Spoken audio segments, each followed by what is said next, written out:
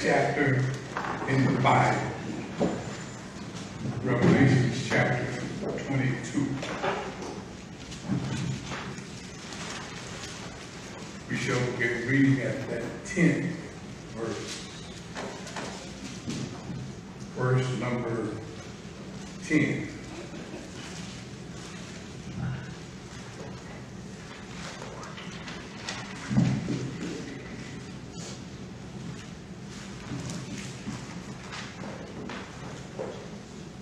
And he said unto me, seal not the sayings of the prophecy of this book, for the time is at hand. He that is unjust, let him be unjust still. And he which is filthy, let him be filthy still. And he that is righteous, let him be righteous still. And he that is holy, let him be holy still.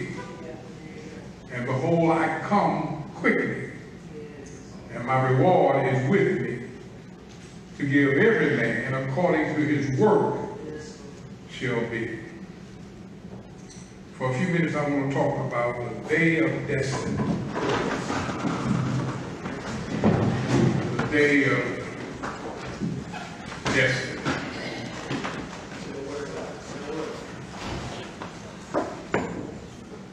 This is the last installment on the series dealing with life's problems. My attention was drawn in this direction by G. Campbell Morgan, who had the book entitled the same. We dealt with this matter of how our problems are all around us. It starts with this matter of self. What is man without minding of him? Our environment, our heredity. We have to deal with life's problems in so many different ways. Today I want to deal with this matter of our destiny. Our destiny. Your destiny really has started already. Your destiny is not something that is predetermined by God as much as it is predetermined by the choices you make. That we are on our way to our destiny. We're on our how we get there, the route we travel, the direction we take, will be determined by the choices and decisions we make. Try to act like destiny is something out there, but there are people being on probation, been in prison, they let them out a little early. Before they cut them loose, they placed them on probation. But in actuality, this present life is our spiritual probation. It's a life of probation. Probation that determines where you will spend eternity. Yeah. You notice we dealt with this matter of two men, our relationship to both of them. Name of Adam, the first Adam, who started in the Garden of Eden. The second Adam, Jesus our Savior, who started in the bosom of God. And you see that in both of those instances, there is a relationship that was handed down to us from them. But at the same time, both of them differ from us. They didn't start like we started. Adam started in the garden.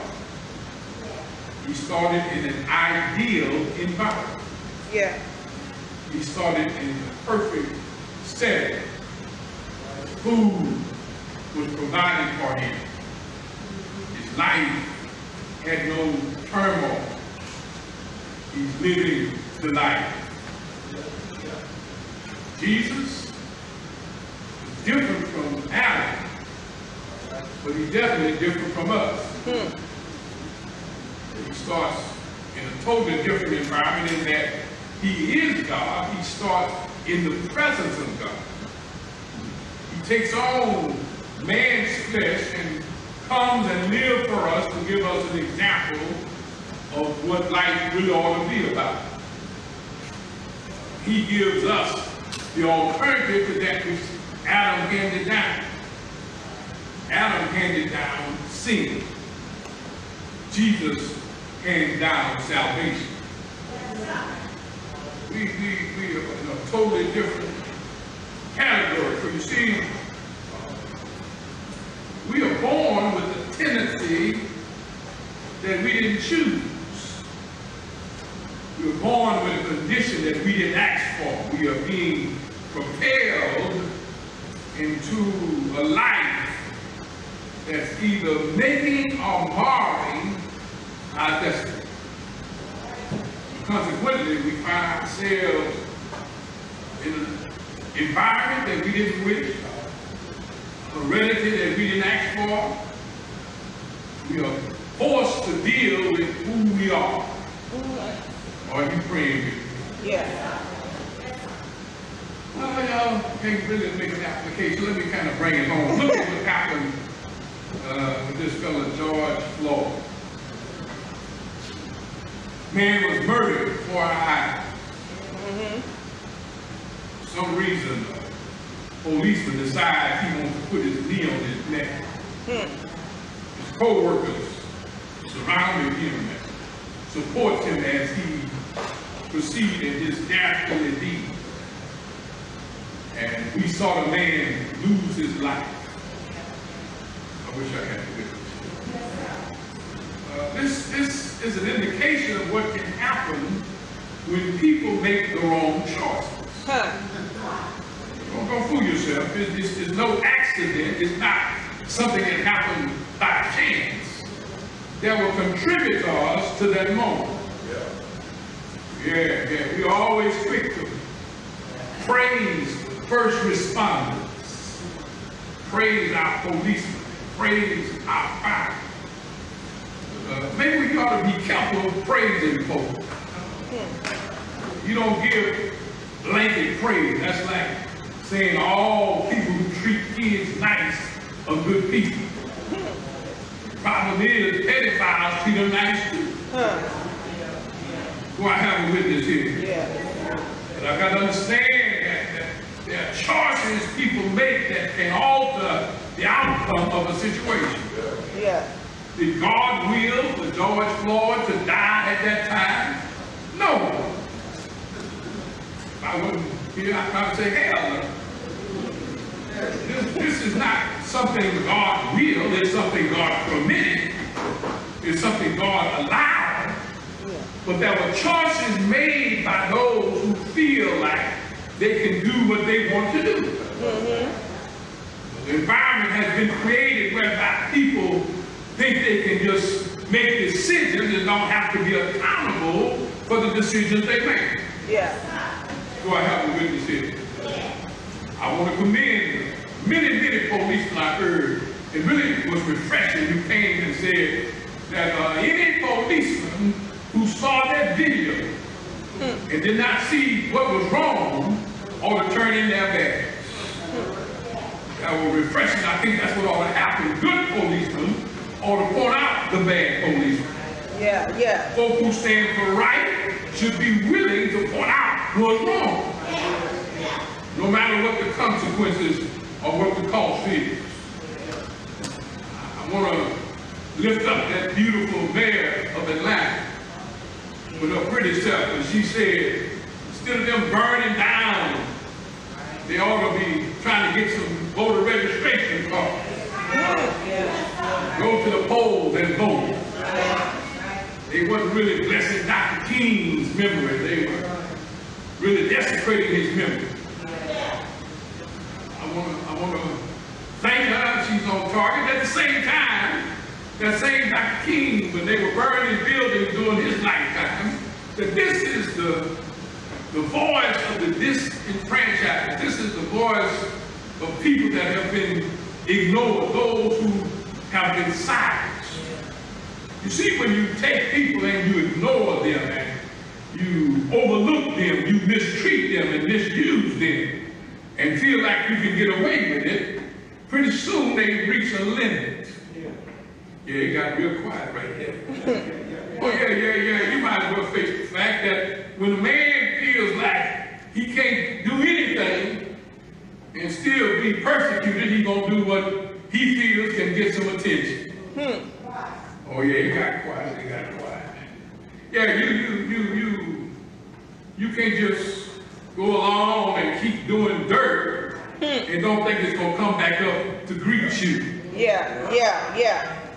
You can go around and just make policies that overlook certain people and think that there are no consequences. You've heard me say before, we're dealing with this coronavirus, this COVID-19, this COVID-19, that people always want to look at one perspective, but the fact of the matter is the whole dealing of that is an indication of the inequities that exist in our society.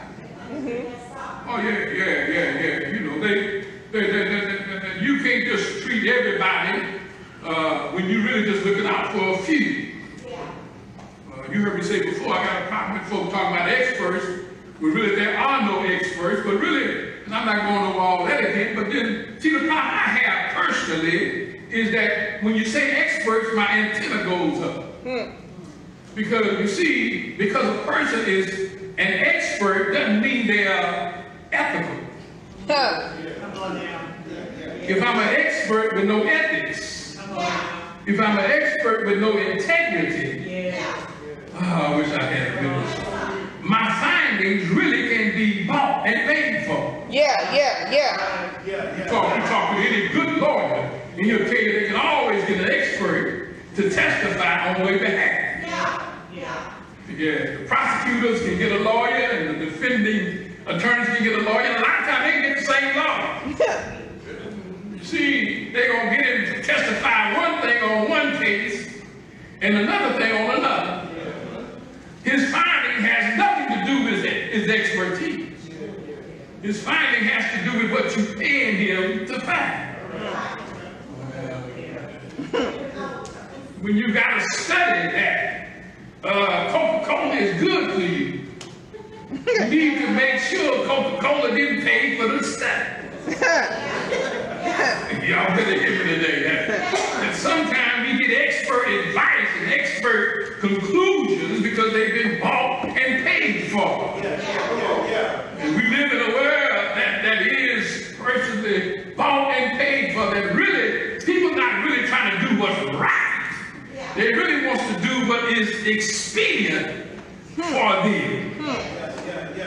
I really believe that we open up not because they had some great test or some great feeling. We open up when they told them the price of gas had gone down, where they paid almost $40 to get it out of there. They're not making no money. The government decided we got to get these folks back on the streets. That's why we had a traffic jam last week, Clint. It's because he wants y'all to buy some more gas, because a lot of his stock is in gas. Well, y'all need to be cross-eyed all you want. Is that the fact of the matter is, for a lot of folks, Jehovah is not God. For a lot of folks, right is not their God. That's not their God. For a lot of people, green is their God. Well, I have a witness here that if you show them some money, they happy.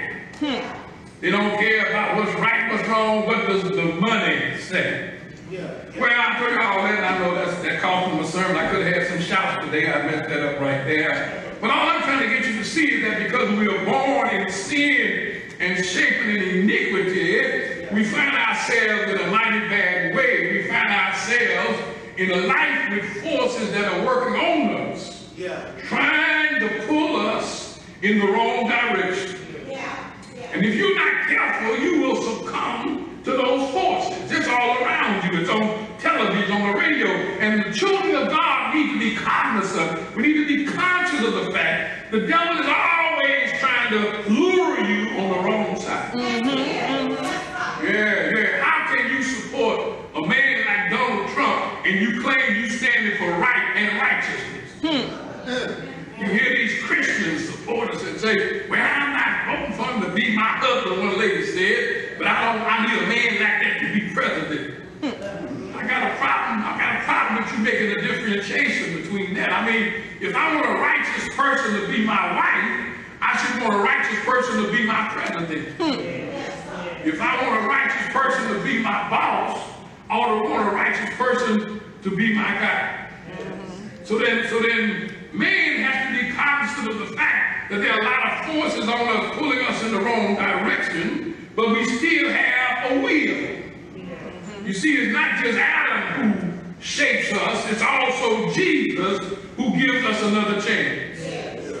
Jesus who says, well, I kind of fixed the connection between you and God. It was messed up, it was torn up, it was destroyed, but now the communication between you and God has been fixed. Do I have a witness here?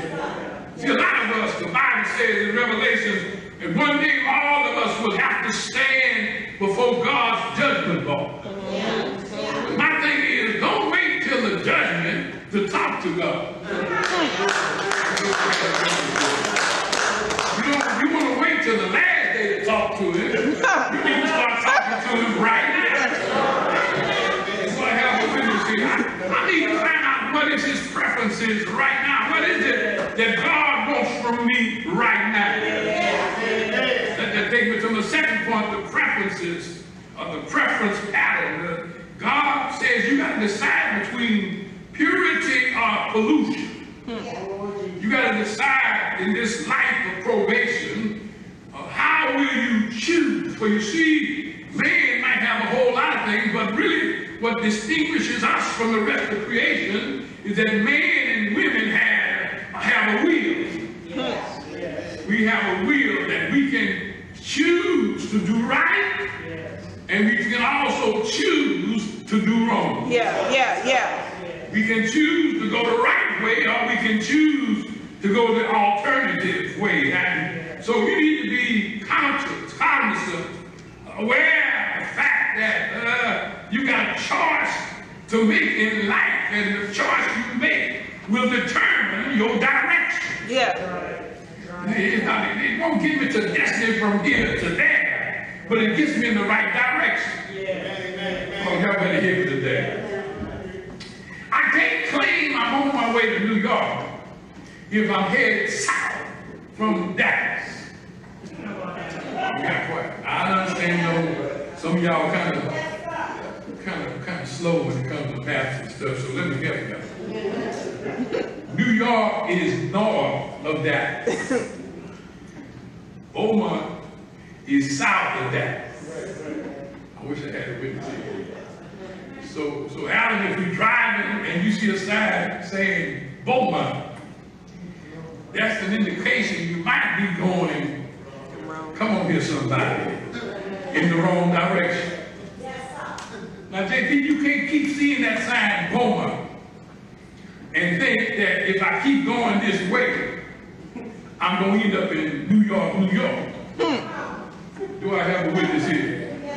It's like a friend I was riding with, I should say. I drove him around all week with the National Convention and got ready to go home. He decided he wants to drive. We was in his car.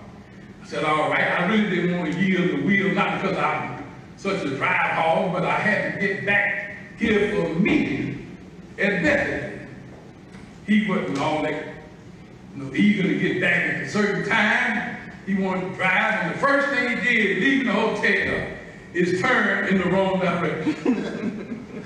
I said, son, I don't mean no harm, but you're going in the wrong direction. What do you think? You know everything. You don't know everything. They got more than one way to get to a destination.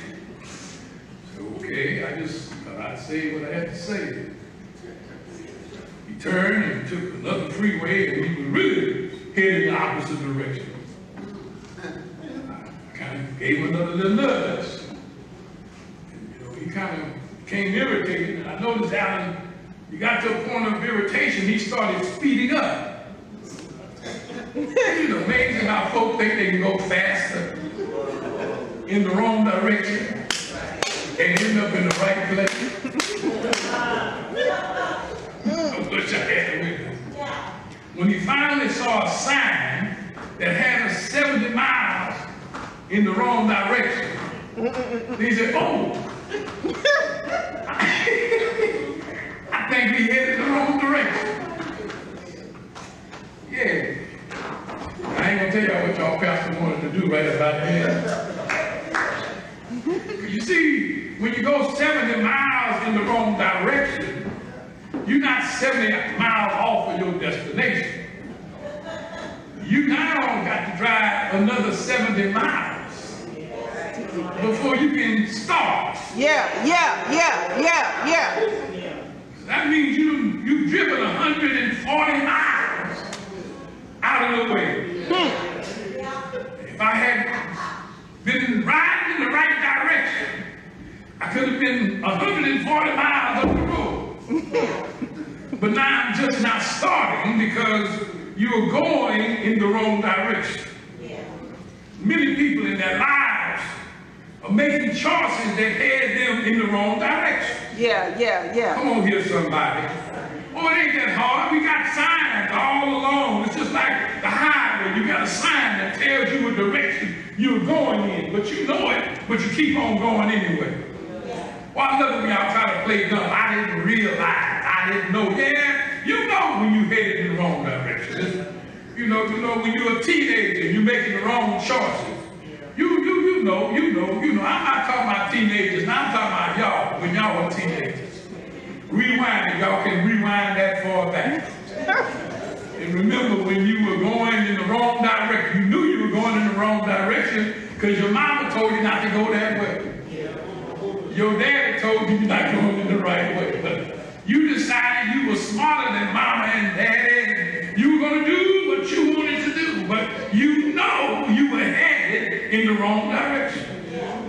You knew when you was in that hotel, you was in the wrong place at the wrong time. But you felt like it wasn't going to happen to me.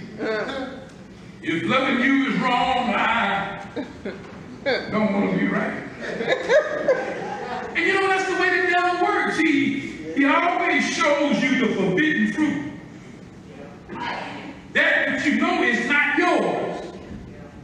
Do I have a witness? See, if I see an attractive woman being single, I can admit she's attractive. I can say, well, I got certain choices I can make. I might want to get her phone number. But Brother Clint, if I approach her and she tells me she's married, I don't need to inquire any further. There's nothing I can do from that point on that's going to be right. Come on here, somebody. Because she belongs to another. She's the one the Tinker Man talking about is my neighbor's wife. And I shouldn't covet my neighbor's wife. Y'all, I lost well, this is the problem. This is what the devil does. The devil always likes to tip us with something we want. And if you're not careful, you will pay the price to get what you want. And oh, we so slick. I love how slick we are. We so slick. We will do the wrong thing and say, well, when I get what I want, then I'm going to ask God to forgive me, and I'm going to head in the right direction. Oh, I wish I had a witness here. No, God don't play that kind of game, because God sees us, and God knows what you're doing, and God knows who you are. And what makes it bad, a lot of folk are fooled because we look good on the outside. We hang around with church folk who tell us how nice we are, how perfect we are, how godly we are, how Christian we are. When in fact, there's some other stuff going on internally. Man looks at the outward appearance, but God looks at the heart. God sees us us the way we really are. God knows our heart, and God knows our heart's desire.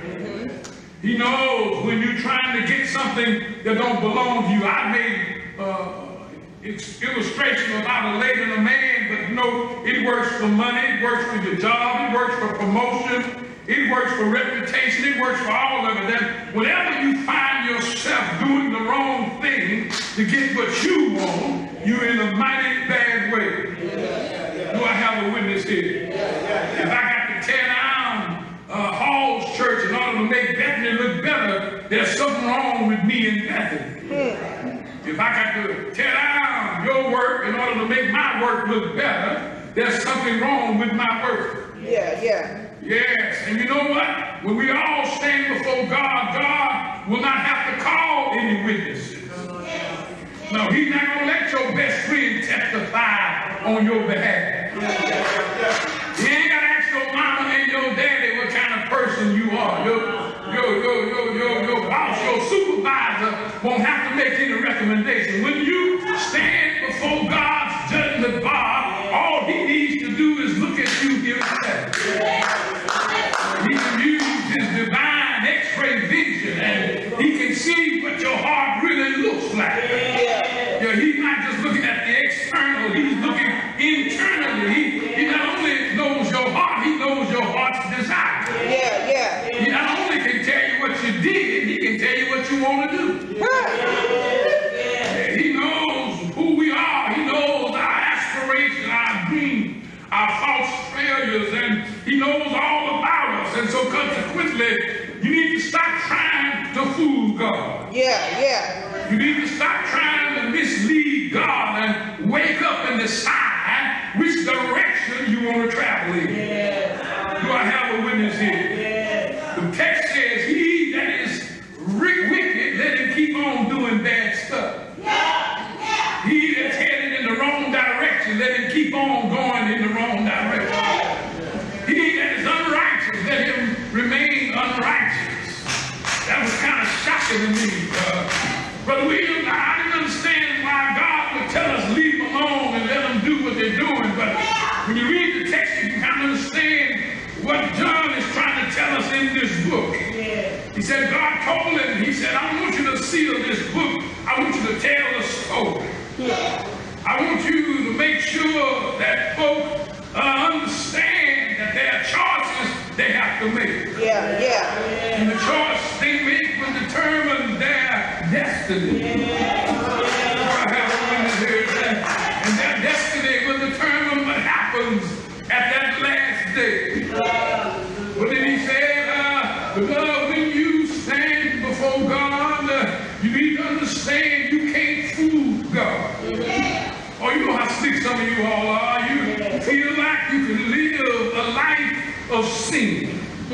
And at the last minute, ask the Lord, like the thief on the cross, remember me when you enter into your kingdom. But Jesus put a footnote up in here. He says, well, behold, I don't just come, I come quickly. Look at somebody and say quickly.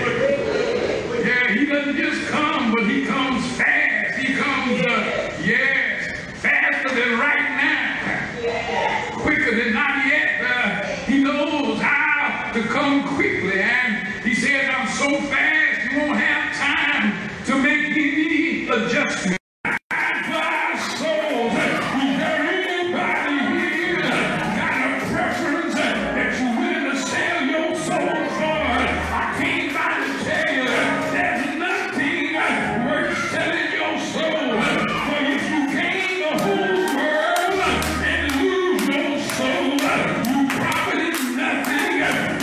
Everything that the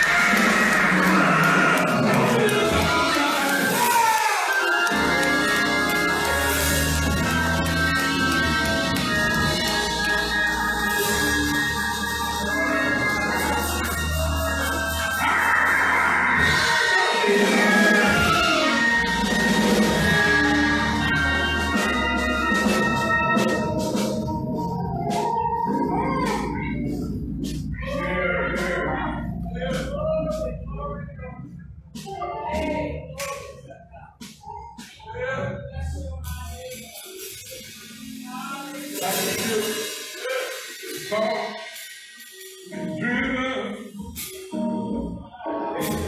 back by angry sea, with the storms of life raging, and the fury falls on me. I wonder what I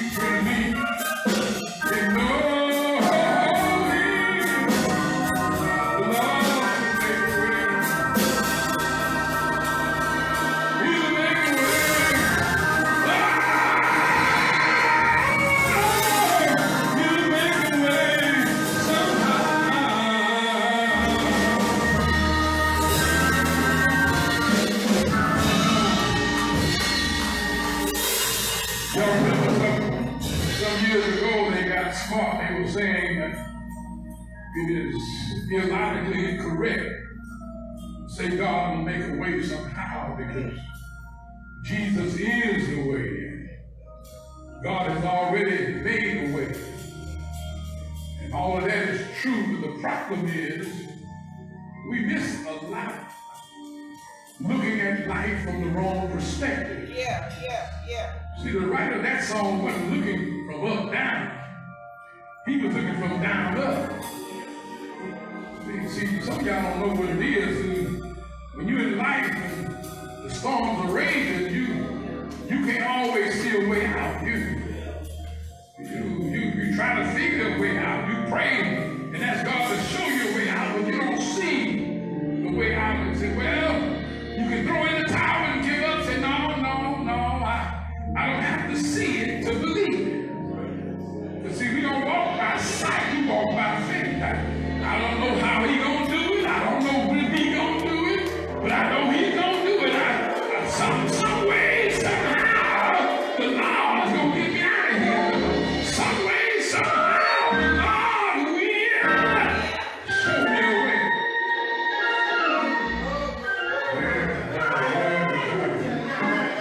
I don't know how God gonna fix it. I don't know how he gonna do it, but I know he gonna fix it. I can't give you the formula. I don't know how to remedy, but I know he will fix it. Because that's the kind of God we serve. The kind of God we serve. He will make a way. If you're here today and you want to make a decision for Christ, now is the time to come. If you hear my voice and you are in this building, you still can come right now to the Lord. You don't have to physically shake my hand. You can open up your heart and just tell God. Confess your condition to the Lord and seek his direction and guidance. God will save you right on the spot. God can strengthen you right on the spot. Whatever you're going through, whatever your problem is, whatever your storms are, whatever circumstances you find yourself in, if you just surrender your will to God's will, your way to God's way, he will come in your life, I'm sure. We will let him in today.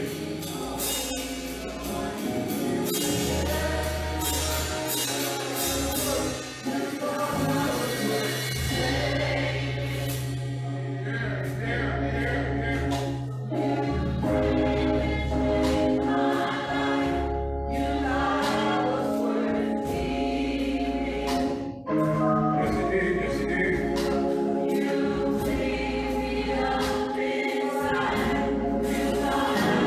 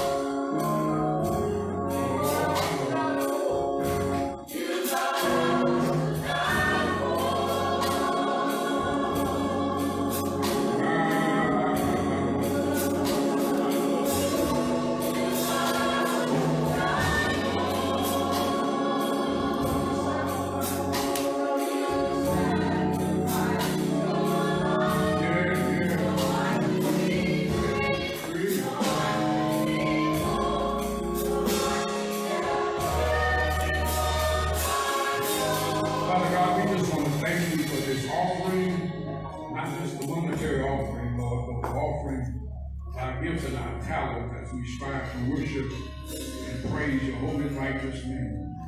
Lord, we thank you that we don't have to have a crowd to have good church in righteous name. For the manifestation of your Holy Spirit, enable to feel your presence and your power.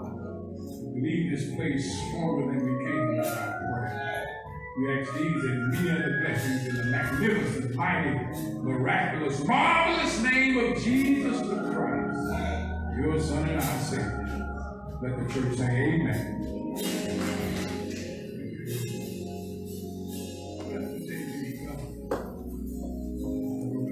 Come on, brother, he'll get the closing prayer.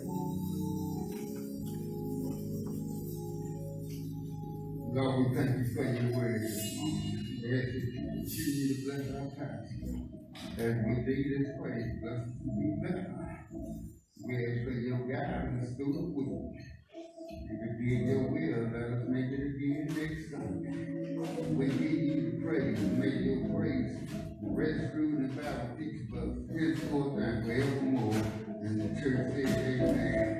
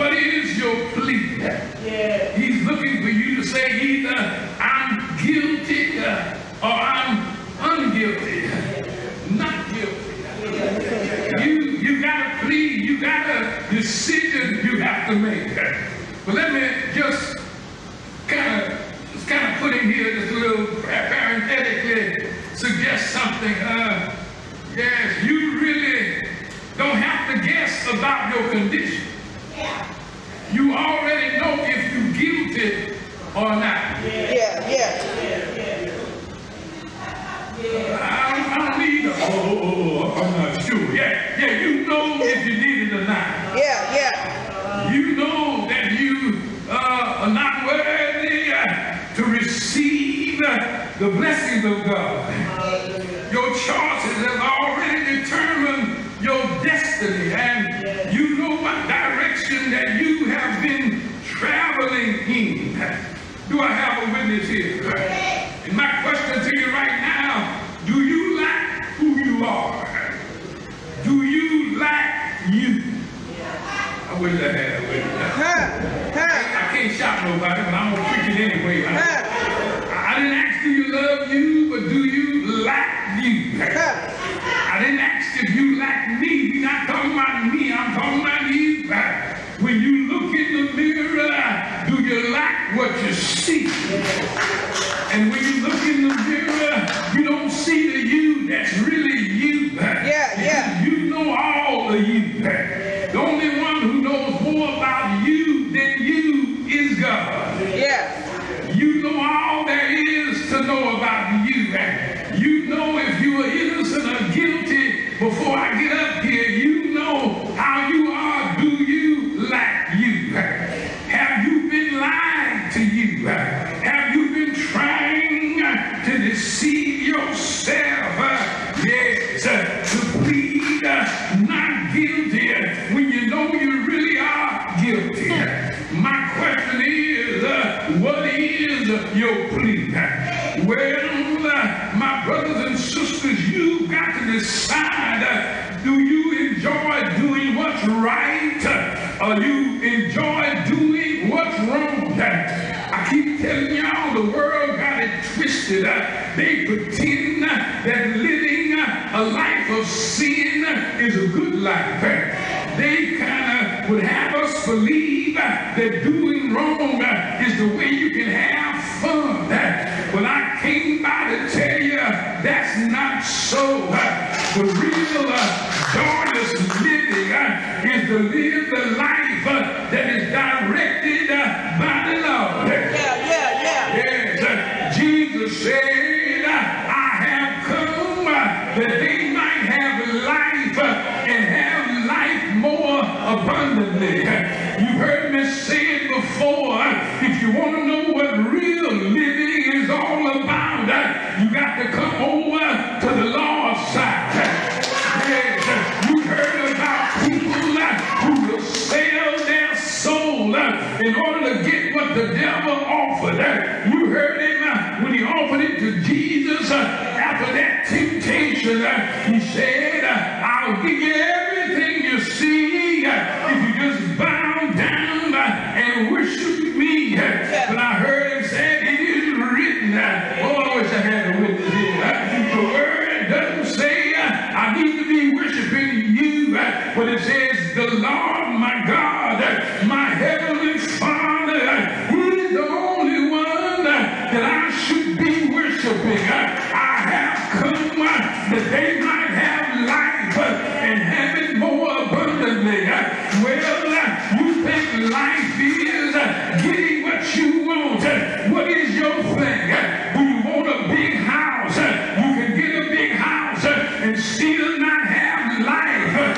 What do you want? Well, I want a job that I'm making $300,000 a year. Well, that ain't gonna help you. You can have money, but still not have a good life. You don't have to believe me. Just read the newspaper of all the rich people who have resources, but they don't have joy. What is your thing? If I could have me a company and just have financial independence, I'll be happy on the inside. Jesus said that's not life. That's something that can keep you busy, but life consists of more than that. Some single lady said, if I could just find me a man, I'll be happy and I'll have a life. But let me tell you something. If you don't have life before you find him, you won't find life in him. Oh, I wish I had a witness. That's not the one man who can give you real life. And that's the man that died for our souls. Is there anybody here got a preference that you're willing to sell your soul for? I came by to tell you there's nothing worth selling your soul for. If you can't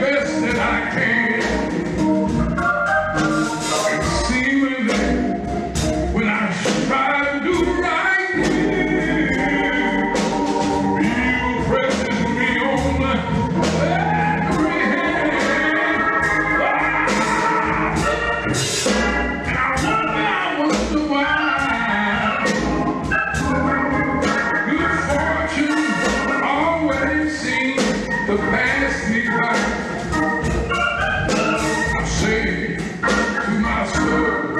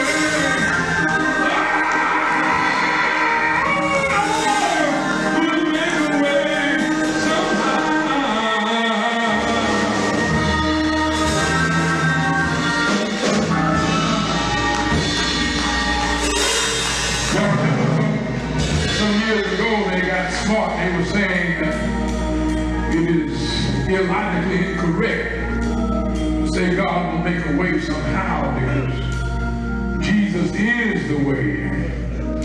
God has already made a way. And all of that is true, but the problem is we miss a lot looking at life from the wrong perspective. Yeah. See, the writer of that song wasn't looking from up down. He was looking from down up. See, some of y'all don't know what it is. When you're in life and the storms are raging, you can't always see a way out. You try to figure a way out. You pray and ask God to show you a way out, but you don't see the way out. And say, well, you can throw in the towel and give up. Say, no, I don't have to see it to believe it. Because see, we don't walk by sight, we walk by faith. I don't know how he gonna do it. I don't know when he gonna do it, but I know he's gonna do it. Some way, somehow, the Lord's gonna get me out of here. Some way, somehow, the Lord will.